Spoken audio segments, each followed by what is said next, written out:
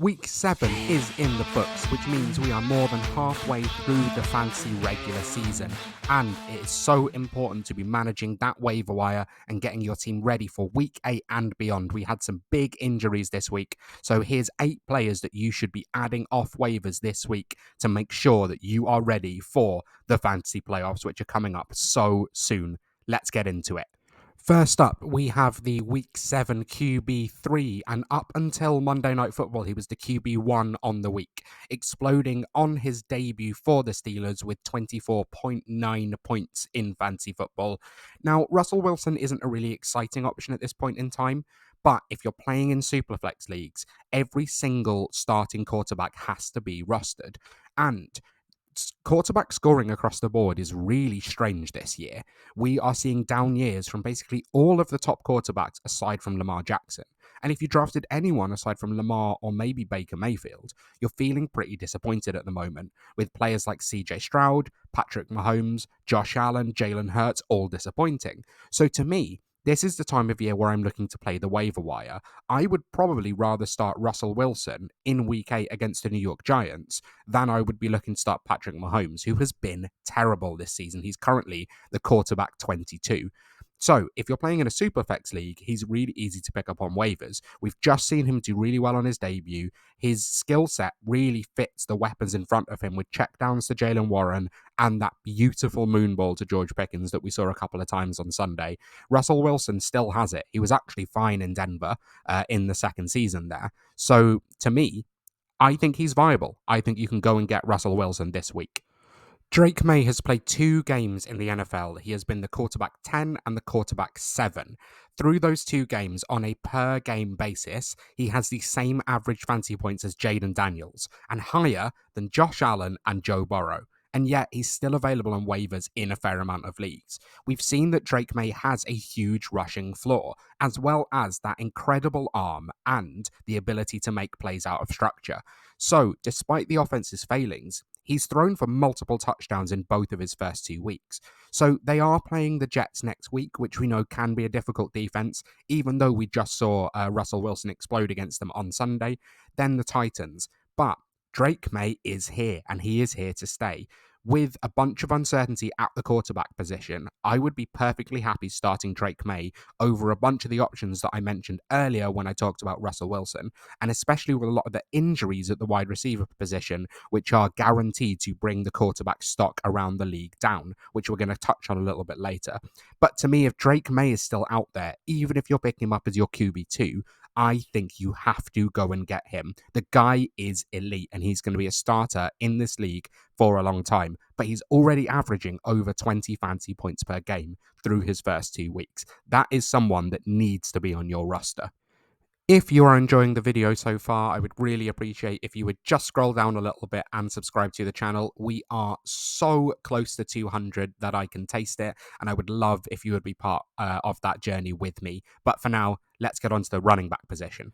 Just the one running back today. There wasn't a huge amount available that I liked the look of, but Jaylen Warren is someone that there was a lot of hype about in the offseason and then was injured to start out the year, and now we've seen Najee Harris playing really well. So Jaylen Warren was dropped in a lot of places. He is 42% rostered by Sleeper.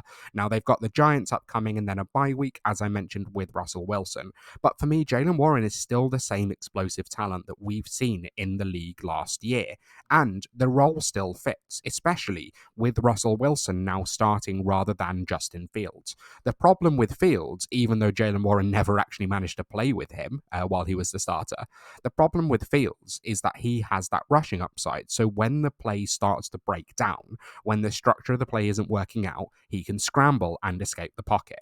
We have seen for years that Russell Wilson is the check down king. He loves checking down to his running backs, and his scrambling ability that he used to have in Seattle definitely isn't there anymore now that he's well into his 30s. So Jaylen Warren, to me, is going to be able to get there and return RB2 or flex level value week on week, even with Najee Harris performing in this offense.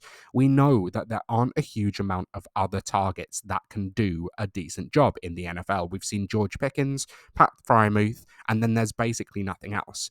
There's a world in which Jaylen Warren can be the third target on this team, and maybe even if Arthur Smith is willing to be creative enough, get on the field with Najee Harris at the same time, play some reps out of the slot, win underneath, and play as a little bit of a hybrid running back wide receiver. So if Jaylen Warren was dropped when he was injured, I would be looking to go scoop him up off of waivers, and I think he can definitely in PPR leagues return some flex level value for you. So, onto the wide receiver position, and this was initially Trey Tucker from the Raiders until last night Chris Godwin suffered what seems to be a season-ending injury when he dislocated his ankle. Why Todd Bowles still had him out there that late in the game, I don't know, but he was. Mike Evans also left the game in the first quarter. So that depth chart is wide open. I was tempted to put Sterling Shepard on there, but it seemed very notable to me that Jalen McMillan was the starter in 3 wide receiver sets last night against the Ravens. He had a relatively modest game, seeing 8 targets, 3 receptions, and also had a carry. Also rushed the ball once for 11 yards. But he seems to me like he is the third wide receiver. This is what the Bucks were saying all through camp. And it was only recently that Sterling Shepard seemed to take over that role. Now, to me, I'm incredibly upset about Godwin because he was on pace for an incredible season in the real NFL and in fantasy. But Jalen McMillan was my guy coming out of the NFL draft, coming out of Washington. I absolutely loved him, his ability to work through traffic, that incredible route running, the ability to work all 3 levels of the field. I thought he was very shifty, decent acceleration as well, and relatively fast. So I'm quite excited to see him potentially be able to continue this role.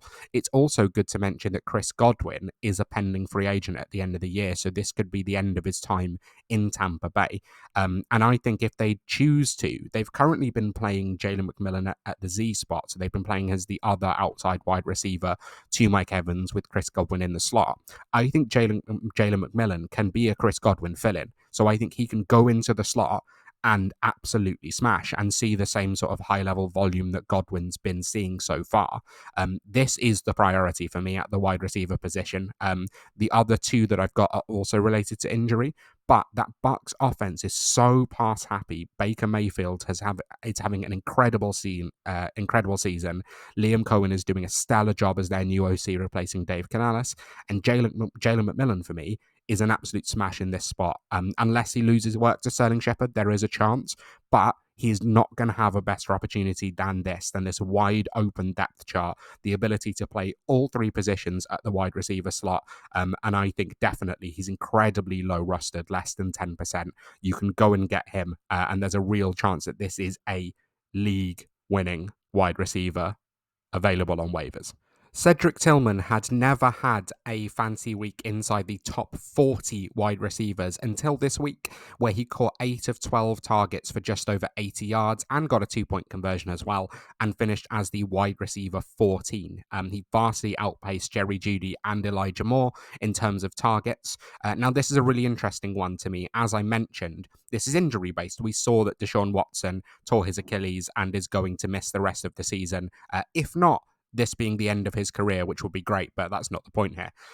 It depends to me which wide receiver I'm targeting based off who's going to be the presumptive starter, because they all have very different archetypes. Cedric Tillman is that sort of conventional X deep threat outside wide receiver. Jerry Jeudy is very flexible but tends to work out of the slot, and Elijah Moore, again, similar to Jalen McMillan, where he can work all 3 levels of the field, maybe best out of the slot, maybe best on schemed up touches. If Jameis Winston is going to start, Cedric Tillman is the guy that I want. He pairs up with Jameis Winston so well, of the ability to win deep down the field, work the outside, and yeah, half the time those contested catches are going to go to DBs. But if Cedric Tillman's able to come down with half of them, as we saw him do in this matchup, he is going to be a good fancy pickup. And he's quite low rostered. I think he's going to be a priority target for people this week after the performance that we just saw, and with people excited about Jameis. I would be willing to take a punt on all three of the wide receivers if I can pick them up cheap, maybe scattered across different leagues. But Cedric Tillman, we just saw him perform for the first time in his career, and his skill set matches up with Jameis Winston so well that I think it's worth taking a shot if you can snag him off waivers. Again, I mentioned this was a lot due to injury, but Ricky Pearsall is so low rostered on Sleeper and is probably going to be the wide receiver 2, if not wide receiver 1 on the 49ers this week. He didn't have an amazing game with Brandon Ayuk leaving and Deebo Samuel not playing, but he did outpace the other wide receivers for targets. He was only behind George Kittle. Brock Purdy just couldn't get anything going through the air. But we have just seen Brandon Ayuk is going to miss the rest of the season. And as the time of recording, Deebo Samuel has just been hospitalized with pneumonia. Now, the rest of the wide receiver core is a little bit of a Maye in San Francisco, but Ricky Pearsall was selected in the first round by the 49ers. We have to presume that the idea was for him to be the wide receiver 3 on this team and eventually take over from Deebo Samuel in the next couple of years. He's got his shot now. It's a little bit earlier than we thought, but he's got his shot to perform immediately. There's a chance that they're just going to throw the ball to Juwan Jennings 15 times a game like they did against the Rams. But with Brandon Ayuk missing and Deebo Samuel probably going to miss time, he's in hospital right now, Ricky Pearsall should be a priority for you to go and get if he is going to show anything like the talent that made the 49ers select him in the first round in the draft just gone. He could be a league winner off the waiver wire for you for the rest of the season. We will close it out with the tight end position. I'm going to keep it quick here with Hunter Henry because I spoke about him last week. In the games that Drake Maye has played, he has been a top 10 tight end both weeks. He was the tight end 5 this week. He is the target leader on the team both weeks. He is Drake Maye's favorite weapon. He is the favorite weapon for a very exciting young rookie quarterback. Tight end is an absolute shit show, and you can do so much worse than Hunter Henry. He is still incredibly low rostered, and he's pretty much got a floor of about 6 to 8 points each week. So go and pick up Hunter Henry. I know it doesn't sound fun, but go and do it. And closing it out with the surprising tight end 1 of the week in week 7. 7 targets, 7 receptions, 96 yards, and a touchdown in a game where Tyreek Hill didn't even see a target. We know Jonnu Smith has elite athleticism. He has shown it at every spot he's been in the NFL. And the Dolphins offense is someone that can utilize that athleticism if Mike McDaniel is actually able to call effective plays. He's on fraud watch a little bit at the minute. Tua probably isn't going to be back against the Cardinals next week, but should be back against the Bills the week after. I think Jonnu Smith can be a plug and play tight end for you. Again, it's such a difficult position, and we've seen the target volume from him this week. There's no reason why they shouldn't be able to keep that going. They don't really have a reliable third option in the offense. They have OBJ, obviously. Devon Achane was playing out of the slot quite a lot to start off the season, but he's been banged up. Jonnu Smith has the chance to establish himself as the third passing option in this offense, and you can pick him up off of waivers, so it's definitely worth a shot after a tight end 1 performance in week 7. So that is going to bring us to an end for today. Thank you so much for watching. Those are my 8 targets that you can get off the waiver wire and plug and play immediately. If you have enjoyed this video, please consider liking and subscribing, and I will see you next time.